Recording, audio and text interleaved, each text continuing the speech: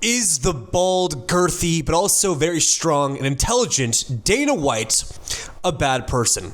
No, I love him. I do love Dana White. I love him. I met him a couple days ago. No, I lied. I met him a couple years ago at a Celtics-Lakers game. Went up to him and I said, Mr. Joe Rogan, I love your podcast. He goes, hey kid, I'm not Joe Rogan. Do you know who I am? Like, oh, you must be then Dana White. So it's one of the two. Did you just think that was Joe Rogan? I totally did. You just called me f***ing Joe Rogan. He laughed. I said, I'm so sorry, but you inspired me with the UFC, all this stuff like that. And he goes, and I told him basically my dreams. I want to film videos. I want to do this, I want to do that. Sports company, all this stuff. He took about 30 minutes of his time to sit there and talk to me. Advice. During a game. He was courtside, took the time. And ever since then, I've been a Dana White meat glazing lover. This man gets hate all the time by, from Jake Paul because he says Dana White doesn't pay his fighters enough. Dana White doesn't do this. He's a bad guy. He's done some, he's done some things here and there.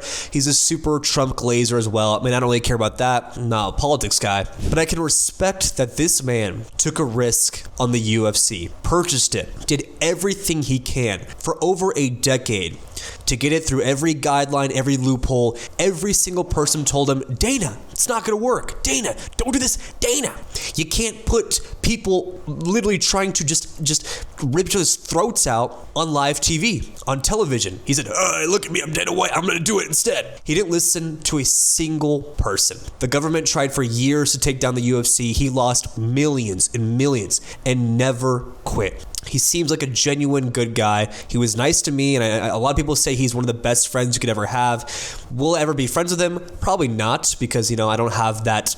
I don't have anything to offer him, or but he was a great guy, and I respect that he just took the risk. And look at the UFC now. Look at it now. He's setting up the most insane thing, having a UFC fight on the White House lawn, all this stuff, all this hype. It is going to be so awesome. And again, I wasn't the biggest, UFC guy, still am not, but I try and it's pretty fun to watch people go at it, but I really did start because of Dana. Only because of him.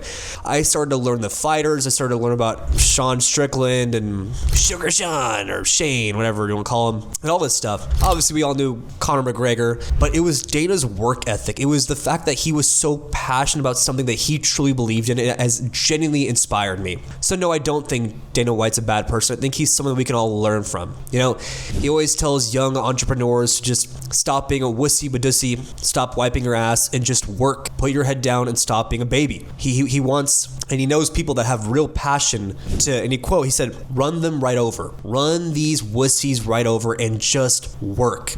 And I must admit, I do play that line in my head and on YouTube, like Dana White talking about how people are lazy now and how only the real gunners will win. And I know it gives me the chills even thinking about it, because it was like, dude, you're a cornball. And yeah, sure I am. But it has helped me to post every day, run a company, make a website, all this stuff because of Dana White. So Dana, I do love you in the weirdest way possible. So I finally gave in to the moist critical hype. Ever since high school, I thought, why would anyone watch this scary old man who looks like a piano teacher? He looks exactly like my old piano teacher. Why would I listen to him say, oh guys, today, this is what happened. This is what this, and yep, this is kind of crazy. Listen to my dark humor for incels, my Reddit stuff. I was like, why do my friends keep talking about him and trying to put me on? And you know what? I decided, I'm going to try it. I listened to him talk about OF beef. I listened to him talk about rappers, about sports, about politics, about current events. I was like, I get it now. His style of commentary is great. He speaks clearly. He doesn't have to be, he really showed me you don't have to be and put on that fake Kevin Hart energy and scream to be interesting. You don't have to fake the, oh my God, and today he shoved this in this guy's ass. No, Moist Critical is the GOAT of commentary for me because he's his full self. He doesn't fake anything, doesn't fake interest. He talks about things and he makes anything interesting, which is why I started this account really. I mean, look at my videos. I mean, if you can, please do it. I put the most random people and topics all into one video because you know what? Every day I wake up, I'm like, okay, what are 6 topics today that are interesting to me? And sure, people be like, why are you doing this? Some guys commented like, what are you trying to do with this? I'm like, I don't know. It's just a bunch of collection of random things that I like. I have a sports company, I have a sports account where I just talk about sports on there. And I was like, but I have so much more interest than just sports. But I was scared to talk about them, but I was like, okay, Moist Critical can talk about literally anything in any video. And even if his fans don't care about that topic, they come for him. They come for his feedback. They come for his perspective. A, you can learn and it's informational because like, oh, I didn't know this was happening. And B, you can also get a laugh out of it. Like all the news and regular commentary channels that don't try to make you laugh and also try to teach you in the same video are boring to me. I want both. I want to giggle, and I also want to learn.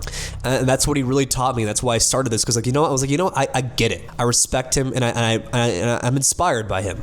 The X-Men reboot is coming. So after Avengers Secret Wars, which will be released in about 2 years now, we have Spider-Man Brand New Day coming for Marvel fans. Then we have Avengers Doomsday in December. Then we have Secret Wars the year after. And after that, the whole MCU is going to go kabloosh. Everything that most people grew up with, Captain America, Iron Man, all this stuff, they're restarting. And I'm so happy that Sadie Sink will be a part of it because I'm absolutely obsessed with her. She will be playing Jean Grey, who's also a mutant. And they're shifting this whole next couple of years in the MCU into the X-Men and mutants. And I'm like, yes, finally. Listen, I'm not happy about a reboot, but I am happy about they're focusing on the X-Men because I grew up with those movies. First one was released in 2002, I believe, with Wolverine and all this stuff. Professor X, Cyclops, all these people. And those were one of my favorite films of all time. And I'm not trying to sound edgy here and be like, oh, those are the old ones are my favorite. Oh, you don't know about them? No, people know about them. People love them. Sometimes they weren't executed the most perfectly, but I'm so happy they're focusing on their gem now. That series, the X-Men thing, is an absolute gem, and they strayed away from it. They didn't have the rights, the Fox and the Marvel and all this stuff. But I think finally now they can do it to the best of their abilities, and I think Marvel fans are going to be so happy with this new phase of Marvel movies. I think they're going to make it so absolutely awesome sauce. And I think we don't have to be sad about the reboot. Like, I know it's going to be sad to see, like, all this, our nostalgia with Thor and all this stuff, maybe restart and maybe not be there, but they're actually going in the right direction. And I'm uber excited. Coachella people, I'm making this as a hate thing because I hate you. I want to literally shove a knife down your throat because the people that just post 55,000 pictures of the Coachella, look at my Coachella fit. Oh my God. Grown man, by the way. And am I just hating because I'm jealous sitting here in my white, creepy room while people are at Coachella making cool memories? Sure. Super jealous. Am I mad because I couldn't afford it? Yeah, super jealous. But I think, do people actually go because they enjoy it or because they just want to put on a nice fit and a scarf and just go out there and make a fool out of themselves? So screw you guys. Also, Coachella is on my birthday, so all my friends are usually there, not at my birthday. So it's a personal vendetta. So if you're a Coachella hater, I'm with you for absolutely no reason. Elon Musk today slammed Sam Altman. And if Elon Musk is saying that another CEO is untrustworthy and we shouldn't trust him and scared that this guy has the keys to OpenAI, I'm also scared. I'm genuinely scared because what the hell? Like, actually, like, I realized if this guy has control over all of our, like, I tell ChatGPT some pretty personal stuff. Should I? No. But do I? Yes. Yes, I do. And I'm horrified.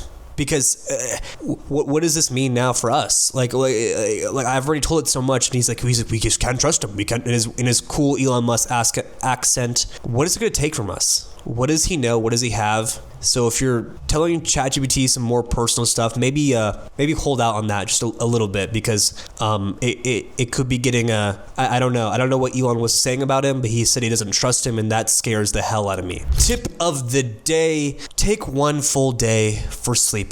A Sunday or a Saturday. If you work your ass off all week, it doesn't matter how motivated you are, how fueled you are. If you don't sleep well, your whole day is absolutely diddly dumb, screwed in the ass cheeks. So don't feel guilty about taking a day off. Truly do not feel guilty. I spent all day today. I'm going to film only one video because I slept. all day. No amount of coffee in the world can wake you up from bad sleep, and nothing can save you. It ruins everything when you're tired. So please do not feel guilty. You need to take one full day, sleep until 1, and don't feel like a lazy fat ass.